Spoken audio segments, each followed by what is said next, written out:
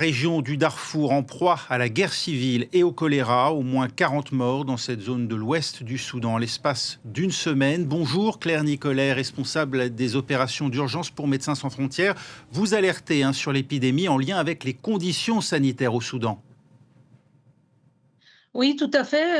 On a vraiment, vu une dégradation, de la situation sanitaire et en particulier, le choléra. Le choléra n'avait pas, été, dans la région du Darfour depuis très longtemps. En revanche, à l'est du pays, il y avait eu une très, très grosse, déjà épidémie depuis de longs mois et aujourd'hui, on voit que comme elle est en train de toucher des populations, qui sont, déplacées, donc par exemple, on voit ça à Taouila où on a une très grande population qui s'est déplacée et malheureusement ce choléra est en train de frapper de plein fouet. Le choléra peut être soigné, il n'est pas forcément mortel, il peut être soigné par réhydratation ou par antibiotiques. C'est impossible avec la guerre civile qui déchire depuis 2 ans le pays. En fait, ce qui est très, très difficile, c'est d'abord, l'accès à l'eau, parce que l'accès à l'eau est absolument, indispensable, pour éviter la propagation du choléra. C'est-à-dire que les gens puissent boire de l'eau, potable, puissent se laver les mains et aujourd'hui tout ça n'est pas possible.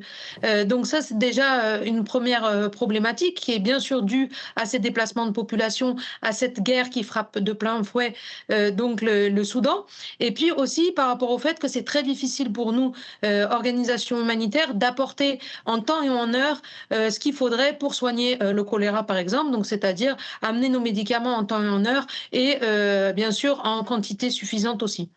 Une maladie qui se propage dans tous les États du Soudan, indique l'OMS.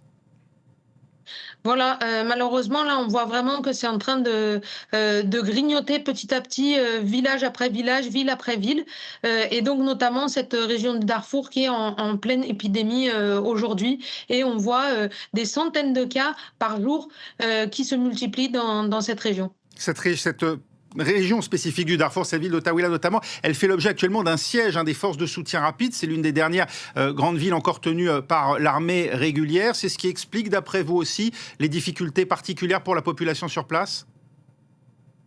En fait, ce qui est terrible, c'est que le siège, d'El Fasher a amené, cette population, à se déplacer. C'est-à-dire qu'il y a un siège, donc là, on parle de famine maintenant à l'intérieur, de la ville et puis, il y a une population à cause de ces attaques, incessantes qui avait réussi à fuir et notamment à s'installer à Taouila. Donc ils sont maintenant environ 400 000, nouveaux déplacés dans cette région-là et qui est maintenant en plus, en proie à ce choléra. Oui, une situation donc particulière. Vous l'avez dit, donc c'est à Al Fasher, la ville qui est donc aujourd'hui qui fait l'objet d'un siège. Les populations se déplacent vers Taouila. Vous-même, vous n'avez pas accès à ces populations à Al Fasher?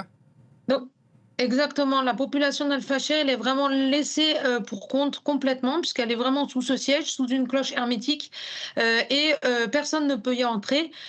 Bien sûr, il y a pas de camions aujourd'hui, qui sont capables d'entrer et d'amener de la nourriture. Donc on a encore, des contacts là-bas, qui nous donnent des nouvelles. Mais effectivement, la situation est absolument dramatique et en train de s'empirer puisque, malheureusement, les gens n'ont même plus de quoi manger.